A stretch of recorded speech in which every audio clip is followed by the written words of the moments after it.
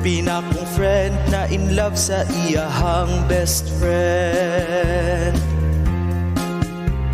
Pero mahadlok siya mo istorya sa iyang feelings.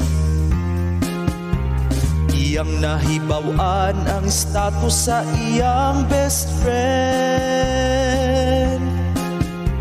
Sobrang nasakitan kay taken na sa lain. Broken ang iyang heart, sa tago naghilak. Sakit iyang dughan, mura daw og gibuak. Di siya makatulog, sige na laghubog-hubog. Oh no.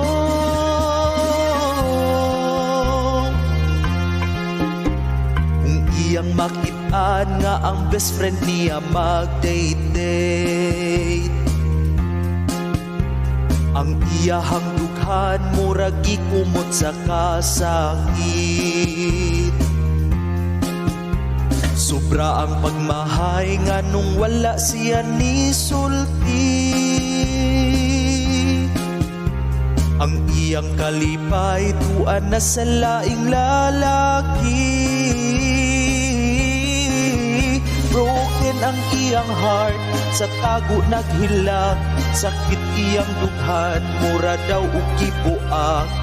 Di siya makatulog, sige na laghubog-hubog. Oh no, perti niyang buulan, nawad-an og pag-asa. Ngano kunong siya, di malas man sa gugma. Di siya makatulog, sige na laghubog-hubog. Oh no.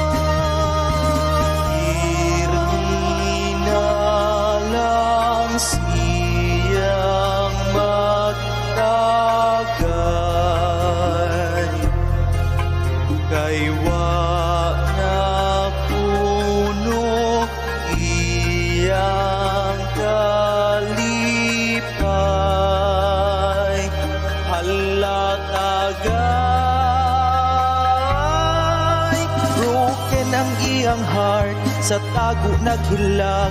Sakit iyang dughan, mura daw og gibuak.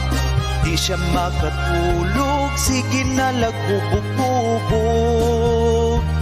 Oh no, perti niyang buulan, nawad-an og pag-asa. Ngano kunong siya, di malas man sa gugma. Di siya makatulog, sige na laghubog-hubog. Oh no.